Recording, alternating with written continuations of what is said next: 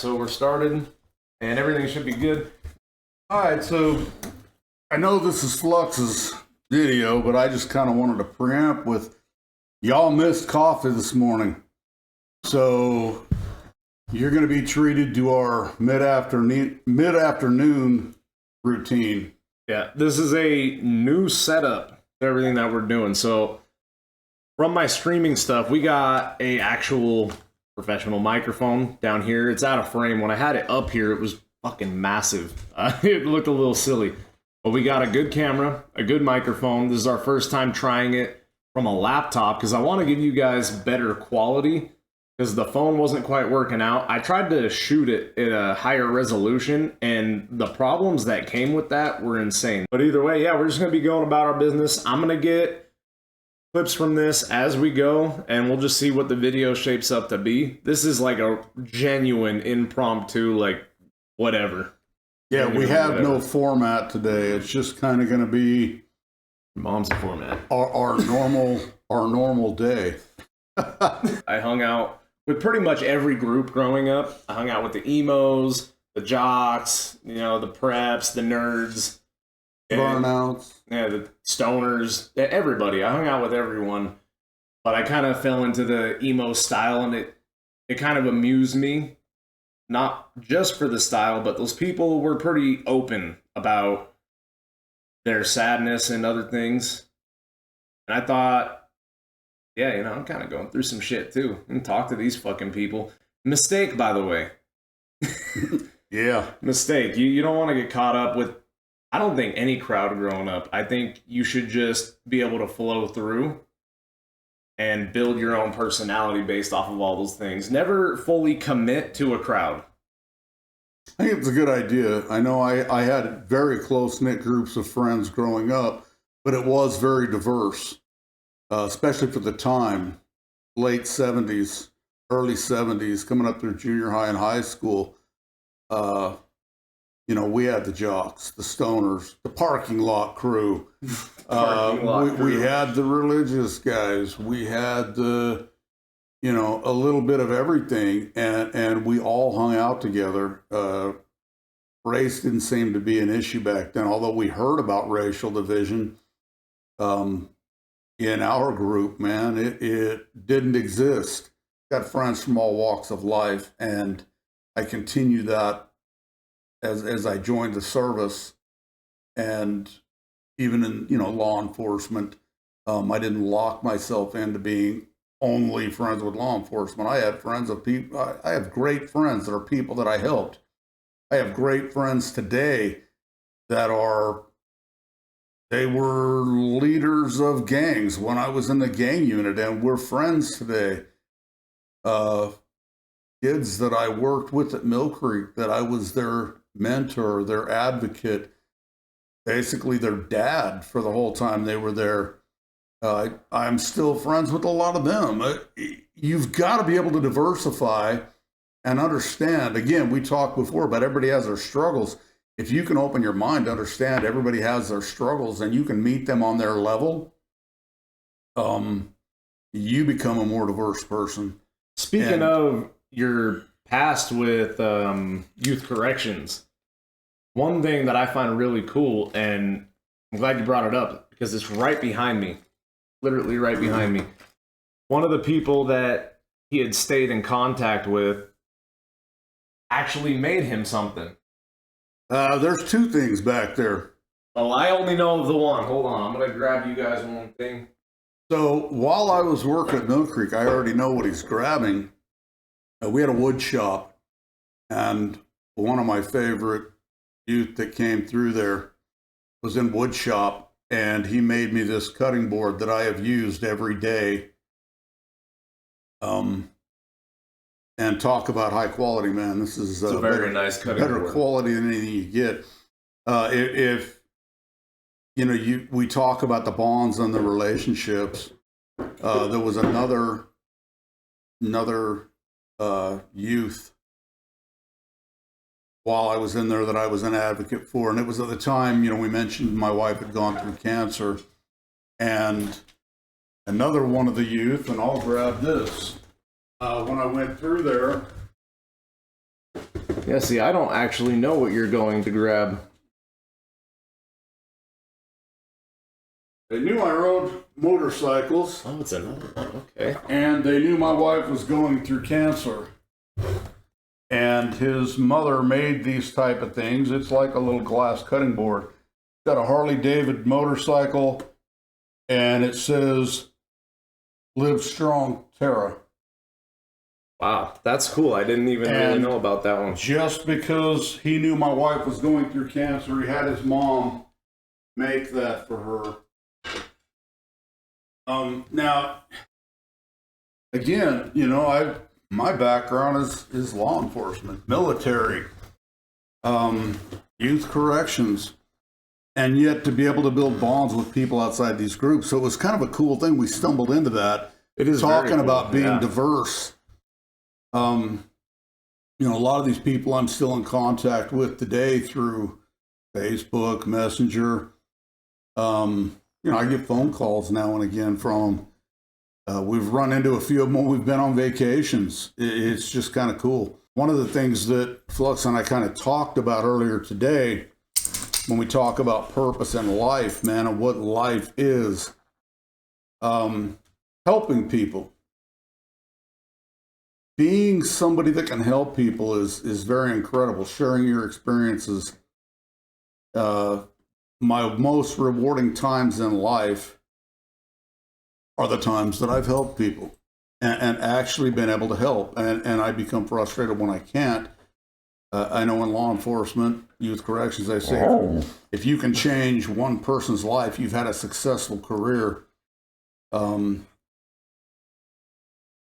I don't know as I changed anybody's life, but I know that being there for somebody helped them to change their life. They had to do the work. Nobody can take credit for changing somebody else's life. Now, I'm not saying you can take credit for all the good deeds, but I am saying one good deed leads to another, and you never know who that's going to reach. You have no idea. And eventually you can reach someone who does something really important. You might even be the person doing what's really important with the good deed. But that's the importance of passing it on. I was going to have a topic on one of these talks that we're doing about the hypocrisy of people saying that the world should be more united as a whole. And it's kind of silly that we say that, yet we don't start it. As a person, individually, you should be going and helping other people. If you're going to preach it, if you want the world to change, you have to change. Part of what we're doing right now with these talks is actually attempting to help people. And these aren't just for other people. I find that doing stuff like this also gives me purpose. It's very therapeutic for me to not be stagnant in my thinking. As we have these discussions, I mean, we just stumbled upon things that have happened years ago that are important to me that we may or may not have ever talked about in the past. So reinventing yourself and revisiting successes, revisiting and looking at positive aspects of your life is very important. If you want a classic example of that, and I'm not going to tell you all about it right now, I would encourage you to go to YouTube and look up the lollipop story. It's a perfect example. Brief synopsis. Guy is going to college, and on registration day, he's just going out being funny, handing out lollipops to people. And a girl is waiting in line with her parents for her first day freshman year, and she's really nervous and thinking about backing out of going to school. Such a huge campus, and she just starts getting scared. He walks up and hands her a lollipop, and just his jovial attitude and his friendliness, she decided to go ahead and go to school. And years later, he run into this girl, approached him and said, "You know, you changed my life." He says, "I didn't even remember her. You know, I mean, I handed out hundreds of lollipops." And explained to him that she was not going to go to school. She was backing out. But instead, because of his friendliness and his attitude, she went to school. She met her husband there, got married, had kids, and is living a great life. And that could have been changed in an instant. She was going to back out. But because of one simple action, one simple act of kindness, it changed and shaped her entire life. And the flip side of that, being a jerk, one negative comment, can also change somebody's life. So we don't realize the impact we have on people. Most of my life, I've been an advocate for being kind to people and helping people out. But in younger years, you do dumb things. As good as I am at conversations and, you know, being able to get along with everyone, that starts somewhere. And when you're younger, you're trying to figure out your place. Originally, I thought my place was with the popular kids. And I did everything in my power to stay on that mountain of popular. And I think we all did. If you've been a popular kid in school, you wanted to stay there. And one of the things the popular kids did, kind of find people that are easy to pick on. There are just people that are easy to pick on. And picking on those people keeps you in that group. That's a fucked up reality, but that's how it was. There was just certain people that the popular kids didn't really vibe with, and those are the kids that are going to get picked on. One of them was a girl. And thinking back now, all she was trying to do was get good grades, make friends, and just get through like anybody else. We messed with her because of her looks, because of the way she talked. She overshared a lot of things. And they weren't like bad things. It's just she overshared. A very open book. And because of all Which these gives things, everybody ammunition to attack. Yeah, but this is just a person that wanted to be safe and wanted to make friends, wanted people to know about her. And all we did was give her shit. Some days she wouldn't even come to school because of all the people giving her shit. To this day, I feel bad about it. If I could figure out, you know, who she is, because I vaguely remember the name. I mean, that's how big of a dick we were all to her. I don't even really know her name. The way it happens a lot of the time. And I feel deeply sad about how we treated her. And I hope she's doing well now. And that's just a mistake that I've made, that plenty of people have made. I don't wish that on anybody. If I can go back in time, I would be nice to pretty much anybody who wasn't arrogant or a dick to me. Yeah. And for the most part, I did do that, but there was a couple cases where I was not the greatest. And it's important to reflect on those things, because I could only imagine, if I put myself in her shoes, what that would have done to me. I had a similar time growing up and was the same type of thing. And I do have those regrets about some of the people. And again, be very cognizant.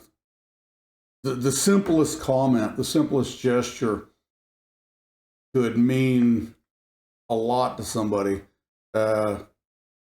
You know, I try to go out of my way to be nice or to recognize good behavior. You never know when someone's gonna need it. You know, and the thing is, if you're doing it to be rewarded or to be recognized for it, it's not the same. I'll give you an example. Something I did just the other day, and I didn't even tell Flux about this. You know, on some days I have to run up to the grocery store. I have to go up and grab stuff. And I always park toward the back of the parking lot. And as I'm walking in, I'll try to grab a cart that somebody's left out there. And I noticed a gentleman, he was about my age, maybe even a little older, Hispanic gentleman. And there were two carts that had just been left sitting out by the handicap stall, and he grabbed both of them and pushed them in and took one. And I was about 10, 15 feet behind him. I made it a point to approach him and let him know, hey, I recognize what you did, and that was pretty cool. And the smile on his face, because it was a selfless act for him.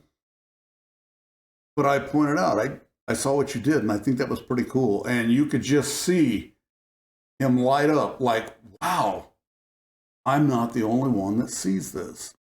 Right. I didn't tell Flux about it. I didn't tell my wife about it. It's just something I try to do. If I recognize a good deed, I like to point it out. Yeah, it's a form of positive reinforcement. And when good things get noticed, they tend to happen a little bit more. I can't claim that I'm like Mr. Super Positive Asian Roland Chang all the time. I can't. Well, no, nobody is. Nor am I. But it has happened on occasion where you're just in the store and you notice somebody with a shirt that you recognize of maybe a band you like, maybe, God forbid if it's just politics, but I don't know. You run into somebody at the store, they have a shirt that is something that you resonate with, and even just pointing out, hey, I like your shirt. Mm-hmm. That's something that people will remember for that day and talk about, and it could make them feel good. And you can see people light up. The opposite effect of that sometimes is confusion, because we don't really communicate as much as we used to in the past. No, that's with social media, everything available today. Social skills have kind of gone out the window. Yeah, the last time I did the compliment on somebody's shirt, I got the strangest look. They looked at me and they're like, thanks. Are you serious? Yeah, like, what do you want? You're talking to me? It's just not that common anymore. And the thing is, something simple you do, you may forget about it, but this may be a story somebody tells at Christmas parties with their family for years to come. It may be that big of a deal. And it just might be exactly what that person needs to hear that given day. Yeah. On a deeper conversation, the people really struggling, you don't really know about. You don't know about the people really struggling. They don't say a whole lot. And they could be in a moment, a deciding moment, and what you do or don't do can mean a lot. That just comes in many forms. Something as simple as last year, my mom had wanted a wooden reindeer for a Christmas decoration. Yeah, she'd seen a couple of them at one of the local stores. And the funny part is, they're like $100. They were like $100. The small one was like $100. The bigger one was like $175. Yeah, we're talking about just that big. Simple logs. Yeah, simple logs. Put together with some rattly eyes glued to them. Yeah.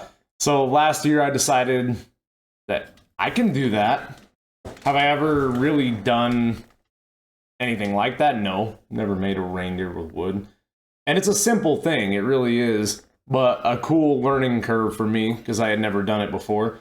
I went ahead and made her one for Christmas last year, and it looked really good. She was very happy with it. Some of the family members were actually saying, hey, Flux, will you make me one too? Sadly, I didn't get around to it. I should. This upcoming year, I'm going to do it. Well, I think one of the coolest things about it, not only that he took it upon himself to volunteer and to challenge himself and do something he hadn't done before, this reindeer was made out of stuff we had right here. He went out and grabbed a couple of logs out of our wood pile by the fire pit, and a larger one for the body. He found one for the head that had two nubs that were just perfect. It looked like a deer head. It already looked like it had antlers. And then, smaller sticks. He had to find one the right diameter for the neck and the neck size, and a couple of twigs with branches for the antlers. And it wasn't meant to be realistic. It was just meant to look the part and be a cool little deer for Christmas. And it has a red nose. Yeah. It's Rudolph. I mean, it turned out amazing. And it actually looked better than the ones that were created at the store. I'm going to put up a comparison. You guys will see. Yeah. But that within itself is a form of kindness. Something as simple as that. And I learned a new skill. So you can learn new skills with these acts of kindness. During these acts of kindness, you can make some unlikely friendships. One of my very best friends to this day, you're going to see him on here probably real soon. I met him in an unlikely way. And it's really funny because we both like the same girl. That's how it started. We both liked the same girl. And I knew that he liked her too. I had just recently figured out about him from the girl.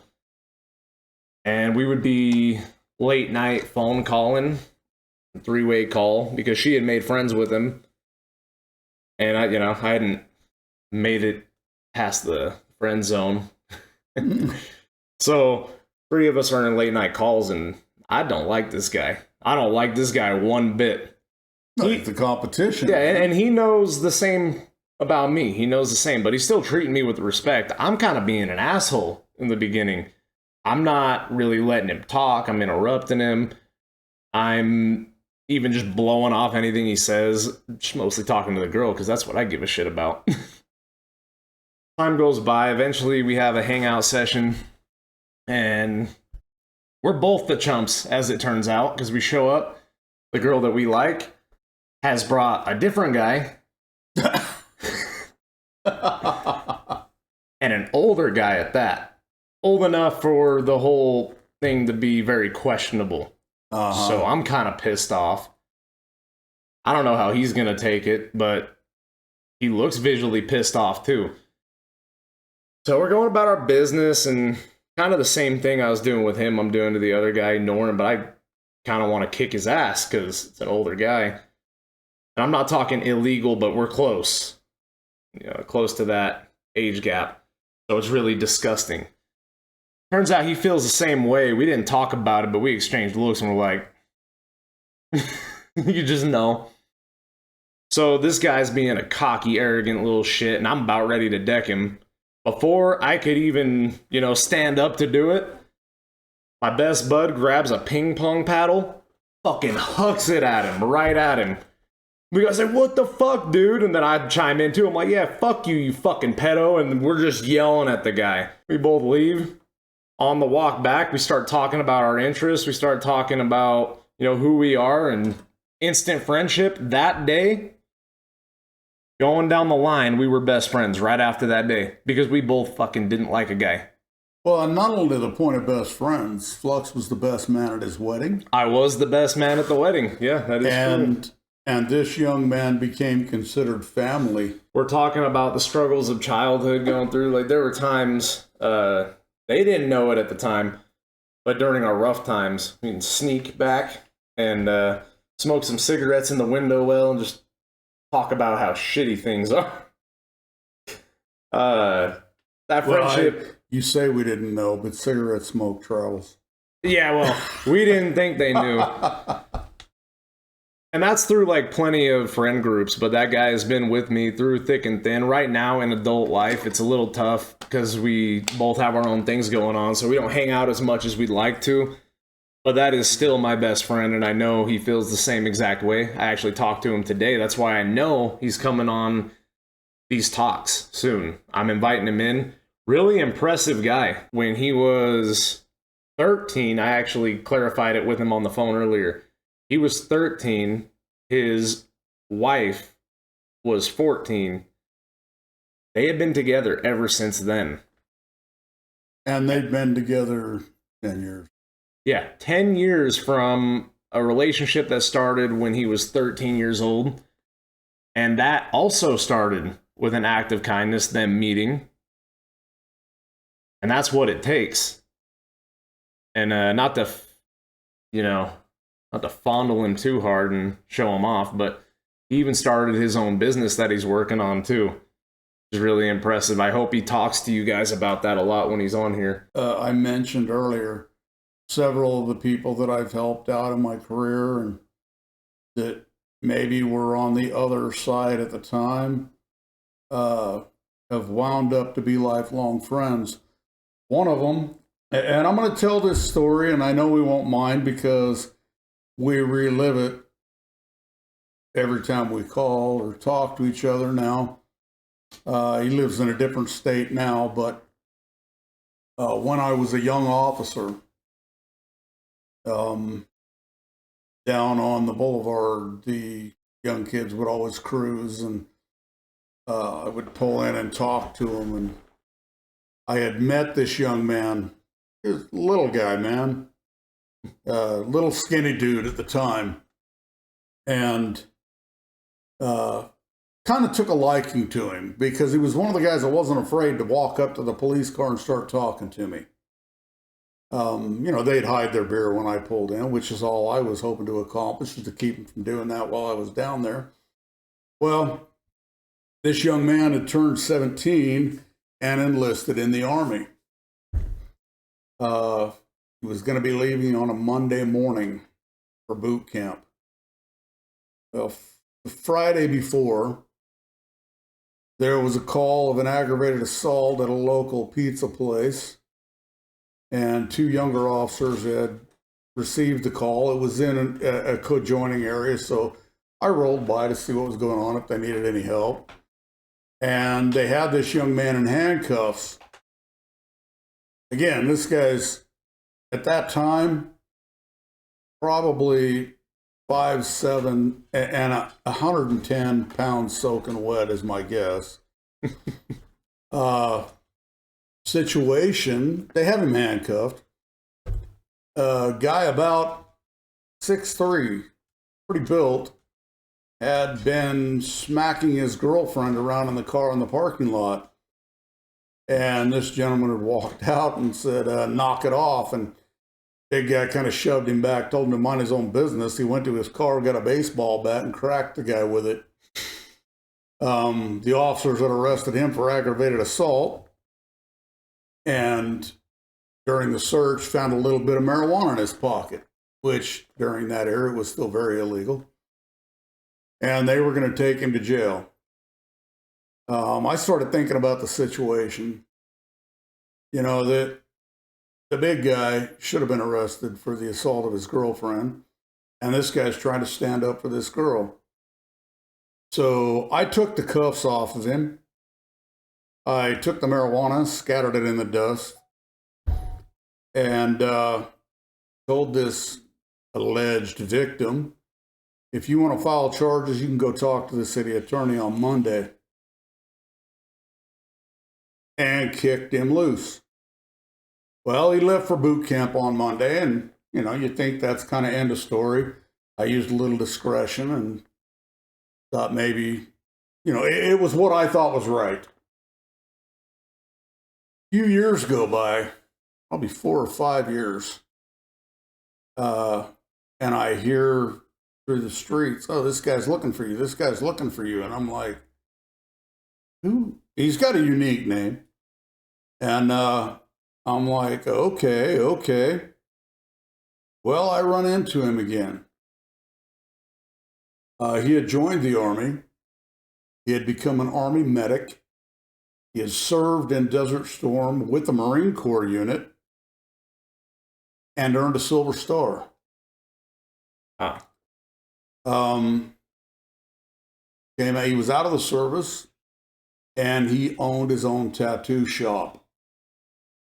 Our friendship kind of continued. Got a lot of my ink from him. And not the end of the story, because as we maintained our friendship, again, I'm in law enforcement, stop in to see him all the time. And he was struggling with some vices, man, some drugs, had been dealing a little bit, and he was trying to get out of it. And I didn't know it at the time that my stopping by was helping him. He was just somebody that, he was a casual friend. Time goes by, and he opens up to me one night. He says, I love it when you stop by, because all these people that are trying to keep me drugged down, when you show up, leave. And you've helped me curb my addiction. I'm beating my addiction. He had a brother that died of an overdose, and we became closer. He'd start coming over to the house. We'd watch movies. We'd talk. I'd go get tattoos. We'd talk. He wound up moving down to Florida, opening his own shop down there.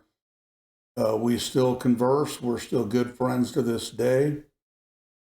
And so friendships can be found in the most unique of places, through one random act of kindness. Again, an act of discretion, really, but just acting like a human being. Exactly. And treating somebody like they're not a piece of garbage. Maybe cutting them the break when they're going through a tough time. It can mean the world of difference. And this guy, we've got a bond. He's a lifelong friend. There's no doubt about it. I've got a place to stay if I go down to Florida. He's got a place to stay if he comes here. He knows my family. He knows my kids. He knows my wife. Every time he comes into town, we get together. So friendships can start in the most unique places. It's funny that you mentioned unique places. Right now we're on an online platform. We're recording this for the internet. Sounds a little silly, maybe even to someone from your generation. But a couple of my best friends I have actually met online, which is very strange to say. And you wouldn't really believe it. Or at least I didn't think something like that could happen for the longest time, because there's no actual connection, and body language is a huge part of communication. Mm-hmm. Probably majority of it, funny enough. I mean, you can understand English, but to feel the emotions. Well, you're touching on my area of expertise, and I can throw it out to you that 93% of all communication is nonverbal. Only 7% of communication is verbal, which is why, this video is great, because as we're speaking, you can read the sincerity in what we're talking about. It's not just words coming across the recording. Which this could have been. We were considering doing more podcasty style, but I tend to like the intimacy with the camera. Even though it's new to me, because usually when I'm doing online content, I'm gaming, I have a different focus rather than the camera. This whole thing is new to me. Working on it, figuring it out, trying not to say as much. When you have one focus, it's really easy to fuck up. Yeah, it is. But the main point of what I was saying, because it goes into active kindness, is that one of the people, I'm going to use one as an example, and it's been paid forward to me plenty of times, but one of them I've known for many years. Him and his family went through something really rough. He had lost his father. And during that time, I was doing really well. Really, really well. I had saved up a lot of money because I was trying to do something. Again. So that happens, and I'm talking to him because I'm his friend. I want to be there for him. Come to find out that getting a proper burial for his father is going kind of rough. I have the money to assist, and I don't need the money, but I have it. He needs that money. So I send a very sizable donation to the cause, and him and his family thank me up and down. And to this day, even before I did that though, I had talked with his family, and they would say, "Oh, tell Havoc hi." I'd say, "Tell them hi." Merry Christmas from my family to yours throughout all these years of knowing each other. So a random guy online helps donate to put your father to rest. How likely is that? Well, and not only how likely is that, but it speaks volumes about you and your living of exactly what we're talking about. How many people would actually do that? Right. And it wasn't for the recognition. I don't really talk about it, but it's a good example for this video that when you make these unlikely friendships, what you'll do for those people, what it means, and how it can change other people's lives. Because I know when my good friends are in good spots, they will help me. And not only will they help me, they will help others. They'll pay it forward. Yep. All of this is a chain reaction of good connections, pushing positive things out to the universe, helping other people. One person makes a difference. I have to believe that. I do believe that. Absolutely. And I wouldn't have done these things if they weren't shown to me and done for me. People have done these things for me too in times of my struggle. Anytime I have a struggle, my online friends that have become best friends, they would be there for me. My real life best friend, he'd be there for me. My family has always been there for me if I absolutely need it. Well, even if I didn't absolutely need it. If I asked, I need but ask. Right. It amazes me. Just some of the great people that you know. Right. And listening to the conversations and then, like you said, you've introduced to the family one of your online friends that stopped by when he was in the area, and you guys went and hung out, and we met him and in person, and those friendships and bonds are real. It wasn't just an online thing. But I will caution, be wary. These friendships that he's talking about, these have occurred over time. Years. This wasn't just some rando that came on and, hey, I want to be your buddy. That is a different topic, but surrounding yourself with the right people is very important. Yes, it is. And I choose my company wisely, whether it be in person or online. And the people that I've chosen, I'm better for have chosen those people. That's something to keep in mind. I was raised in such a way that I was not sheltered from understanding people's intentions, understanding how to stay safe during these interactions in person or on the internet. And in today's day and age, it's important to know how to navigate both. So I'm saying that connections online could be confusing to someone from older generations, but online is a big reality of the year we live in. And you have to use it right, and you have to know how to use it. And that's why sheltering is not the best idea. I think educating is the best idea, because I'm talking about all this stuff and it sounds great.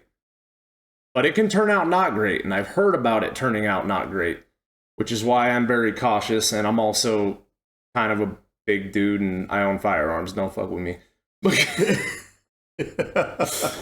How many of these relationships online that you have actually know where you live? So here's the thing. Even as far as the state, the city.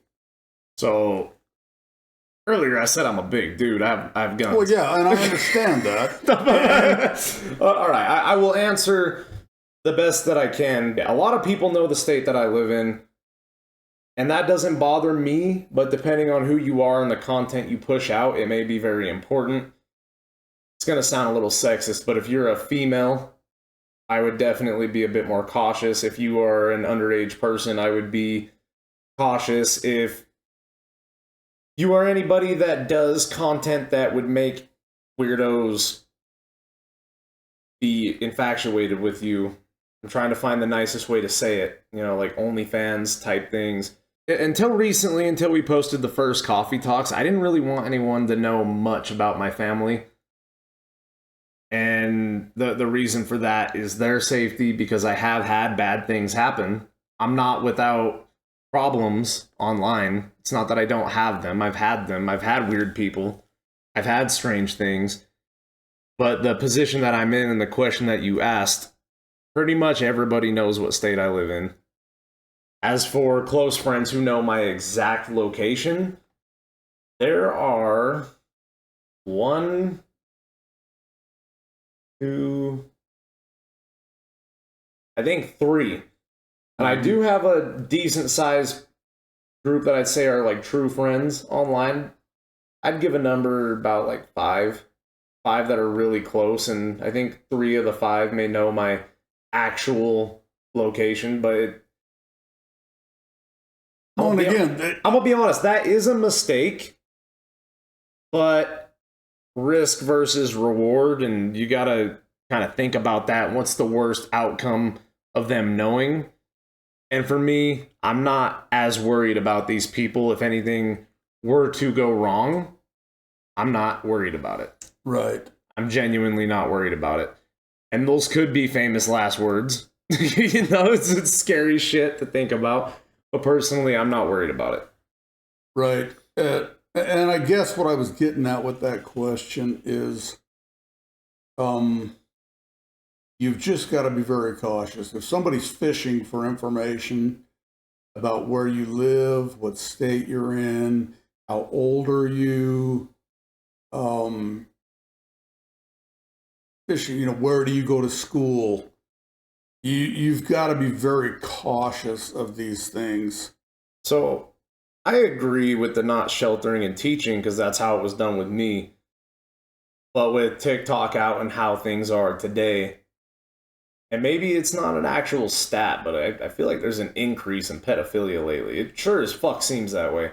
Well, from what I'm seeing on the news, it definitely is that way. I personally believe that if a child, let's say, anybody under 16, and this sounds really strange coming from me, because I like to do the online shit at a young age. Anyone under 16, if you plan on posting content and having your own account on media, do believe it should be at least monitored by your parents. They should have some kind of way to view what's going on, potentially even control. I know it's restricted access, but it's access nonetheless. I was fortunate enough to know and navigate through that at a young age. But there's more to online now. Online is more confusing to parents these days as it was back then. So it's hard to see what's going on. You don't know where to look. So educate yourselves on these social medias so you can monitor what your children are doing. It may seem like a breach of privacy, but I think it's worth it. And I would agree with the things that are taking place today. I mean, we've had cases where young people have died playing the choking game on challenges. There's been other things that have come out. So I do think you have to be wary. And again, it goes back to kind of our main topic that we hit on today is surround yourself with good people. Be kind, but surround yourself with good people and be very selective with who you let in your inner circle. Right. And changing gears, I want to add to that story about me and my buddy liking the same girl and becoming best friends. So I never got with this girl, but the friendship was really good for a lot of years. Actually, around the time I got my first tattoo, I went to prom with this girl. I thought it's a really cool mention. We went to prom. She had asked me, funny enough. And it was the coolest thing ever. I got a sign. A girl made me a sign to go to prom. It was cute as fuck. Big, I want to say yellow sign, yellow or white. She knew that I enjoyed fishing. So it said, take the, and she taped a little bottle of fishing bait on there. So take the bait and let me, and she put reeling line, the fishing line, reel you into prom. Take the bait, let me reel you into prom. And I was dumbfounded. I was very happy. it was around my birthday, so I get to go to prom with a girl that I, really value. It's my birthday, so a great day. I get my tattoo on the same day, so I show up to prom in a cutoff. A brand new tattoo. With a brand new tattoo. It was late getting here, by the way, because the tattoo took a little longer. That's the tattoo than anticipated. First tattoo, by the way, covers most of my outer arm. I believe I was 16. And showed up to prom, fresh tattoo, in a cutoff with a little tie hanging from my cutoff. Very good prom night. I did have a, tuxedo, but I took it off. But just a funny little story to add on to that. See, that's the thing about me. I may not talk to everybody I've met every day. I'm actually really bad at keeping up communication. And it's not that I don't know how to. It's not that I don't want to. I just get so lost in my own world sometimes. And it's not that I don't have interest in my friends' lives. But once I have made a friend and it is solidified that we are in fact friends, when we talk again, nothing has changed. We are right back to square one, best buds again, and that's just how I work. And once you're a friend, you're usually a friend for life until you do something really, really wrong. That's a different story. But even then, I've worked through some really wrong things with friends where we kept the friendship going. It's a matter of how important it is to you. Friendships do take work. It's funny you mentioned that because I'm much the same way. I've got ton of very close friends. And I got a phone call just the other day from one of them I hadn't talked to in quite a while. And we had both been thinking about each other. And he called and we had a conversation, good conversation. And again, it's like we just hung out yesterday. Yeah, how it works every time. I mean, you got new stories to tell, new hobbies you may have found, new problems that you've been through, and just wanting to chat, and it's like nothing has changed. Yeah. I believe that's what real friendship is, though. I don't need to be talking to you every day. You don't need to know everything about me at all times. It can even be years. It can go on for years of no communication. Because when you grow up, you realize how much time you have to put into your own life and your own trials, your own struggles, and things tend to fall a little bit. And some people feel really bad about that. They feel like people aren't as real as they are and that they're not wanted or that the friendship didn't mean as much. And that's or they only contact me when they need something. Yeah, and that's not true at all. Not a true friendship. Well, no, I mean, a lot of the times I hear people say those things, it's not actually true. They think that the people that they love and respect don't care for them because they're not talking to them often. I urge you to think about what may be going on in their lives.